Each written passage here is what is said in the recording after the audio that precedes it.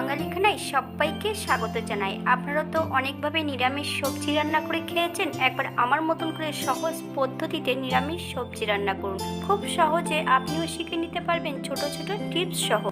তবে আজকে কিন্তু সম্পূর্ণ অনুষ্ঠান বাড়ির মতন নিরামিষ সবজি রান্না করেছি। এতটাই সুস্বাদু খেতে, আপনি একবার বানালে বারবার বানাবেন। তবে আমি আজকে এখানে কিভাবে অনুষ্ঠান বাড়ির মতন সবজি রান্না করলাম, চলুন সেটা একবার দেখে নেওয়া যাক ভিডিওর মাধ্যমে। এখানে বেশ কিছুটা পটল আমি ছোট ছোট টুকরো করে কেটে নিয়েছি। তবে পটলগুলো আপনারা আপনাদের পছন্দ মতন কেটে নিতে পারেন। আচ্ছা, এটা পটলটা কিন্তু আমার কেটে স্টোর করা ছিল ফ্রিজে, আমি সেখান থেকেই বের করে নিয়েছি। পটলগুলো কিন্তু নরম হতে হবে, বেশি শক্ত বা দানাযুক্ত পটল দিয়ে রান্না করলে খেতে কিন্তু খুব একটা সুস্বাদু হবে না। বাঙালি রান্না ঘরোয়া উপকরণ দিয়ে আপনাদের যদি রান্নাগুলো পছন্দ হয় তাহলে চ্যানেলটি সাবস্ক্রাইব করে দিয়ে পাশে থাকবেন, পাশে থাকা বেলটি বাজিয়ে দেবেন, নইলে নিত্য নতুন রান্নার নোটিফিকেশন পাবেন না। এই পর্যায়ে আমি একটা কড়াইতে বেশ কিছুটা সাদা তেল অ্যাড করব, হাফ চামচ হলুদ গুঁড়ো। পটলগুলো 4 থেকে 5 মিনিটের মতন হাই ফ্লেমে ভেজে নিতে হবে। পটলগুলো কিন্তু অল্প ভেজে নিতে হবে, খুব বেশি ভাজার প্রয়োজন নেই। এই পর্যায়ে তেল থেকে পটলগুলো তুলে নেব।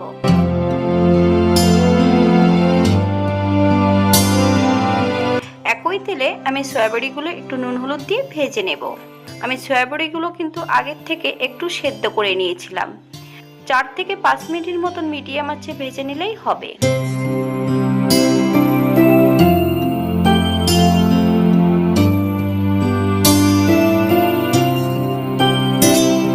এই পর্যায়ে আমি সম্পূর্ণ সয়াবড়িগুলো তেল থেকে তুলে নেব। সয়াবড়ি ভাজার পর তেল কিন্তু আর অবশিষ্ট কড়াইতে নেই, সম্পূর্ণ তেল সয়াবড়ির পেটের মধ্যে। আবার নতুন করে এই পর্যায়ে তেল অ্যাড করতে হবে। এই পর্যায়ে 1 চামচ সরষের তেল অ্যাড করব। ফোড়নে রেখেছি সাদা জিরে।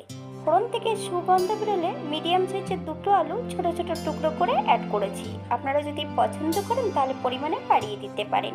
সামান্য একটু নুন হলুদ দিয়ে 4 থেকে 5 মিনিটের মতন ভেজে নিতে হবে। তবে আপনারা আপনাদের পছন্দ মতন আলুগুলো ভেজে নিতে পারেন।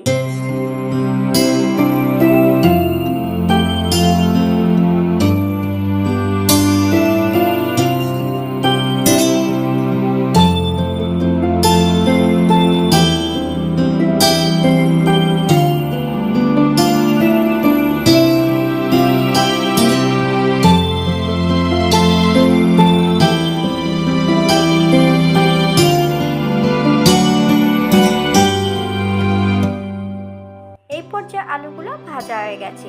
আলুগুলো কিন্তু আমি তেল থেকে তুলে নেব না। এই পর্যায়ে বেশ কিছুটা বাটা মশলা অ্যাড করব। আদা, জিরে, ধনে, শুকনো লঙ্কা, 1 চামচ চাল মগজ একসঙ্গে বেশ মিহি করে বেটে রেখেছি। সম্পূর্ণ বাটা মশলাটা অ্যাড করব। আপনারা যদি ঝাল পছন্দ করেন তাহলে পরিমাণে বাড়িয়ে দিতে পারেন।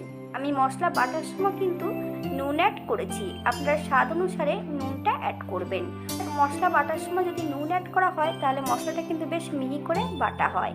এই পর্যায়ে হাফ চামচ হলুদ গুঁড়ো অ্যাড করব। মশলাটা 4 থেকে 5 মিনিটের মতন মিডিয়াম আঁচে বেশ ভালো করে ভেজে নিতে হবে। 2টো কাঁচা লঙ্কা আর মশলা দেওয়া বাটি থেকে সামান্য একটু জল অ্যাড করব।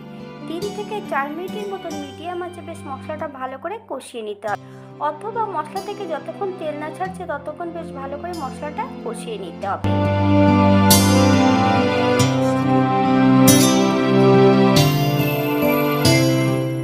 এই পর্যায়ে আমি সম্পূর্ণ ভাজা সবজি আর সয়াবড়িগুলো অ্যাড করতে হবে। 5 থেকে 7 মিনিটের মতন মিডিয়াম আঁচে বেশ ভালো করে কষিয়ে নিতে হবে। তবে মশলা সহ বেশ ভালো করে যদি কষিয়ে নেওয়া হয় তরকারির স্বাদ কিন্তু দ্বিগুণ বেড়ে যাবে।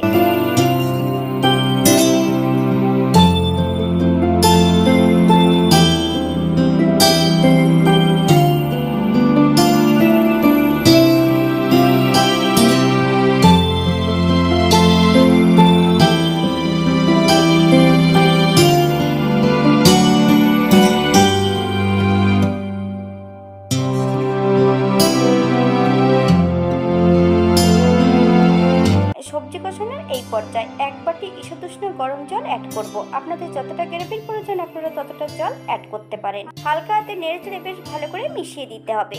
এই পর্যায়ে 7 থেকে 8 মিনিটের জন্য ঢাকা দিয়ে রেখে দেব হাই ফ্লেমে। এটা মিডিয়াম আঁচে যদি রান্না করা হয় পটলগুলো অনেক সময় সেদ্ধ হতে চাইবে না।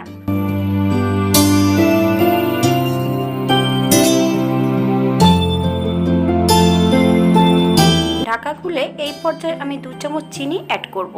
চিনির যাতে কাঁচা গন্ধ না থাকে 3 থেকে 4 মিনিটের মতন বেশ ভালো করে ফুটিয়ে নিতে হবে। তবে চিনিটা কিন্তু আমি অফ ক্যামেরায় অ্যাড করেছি, আপনারা চিনিটা অ্যাড করে নেবেন। এই পর্যায়ে বেশ কিছুটা গরম মশলা অ্যাড করব। আপনারা যদি পছন্দ করেন তাহলে পরিমাণে বাড়িয়ে দিতে পারেন। গরম মশলা থেকে যতক্ষণ কাঁচা গন্ধ বেরোবে ততক্ষণ বেশ ভালো করে নেড়ে চেড়ে নিতে হবে।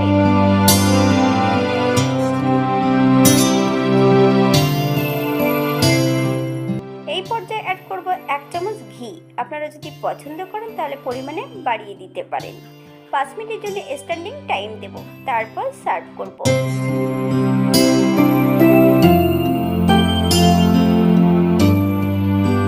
এটা দেখতে যেমন ভারী সুন্দর হয়েছে, এটা গরম ভাতে, রুটি, পরোটা সবকিছুর সঙ্গে অসম্ভব ভালো লাগবে।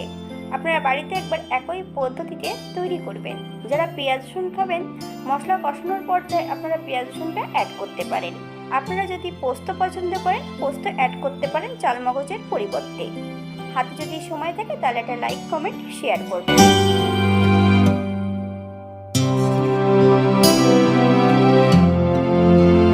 আজকের ভিডিওটি এই পর্যন্ত। সবাই সুস্থ থাকবেন, ভালো থাকবেন। নতুন নতুন রেসিপি নিয়ে আপনাদের সামনে আবার আমি হাজির হব। নতুন ও পুরনো সকল বন্ধুদের অসংখ্য ধন্যবাদ ভিডিওটি দেখার জন্য।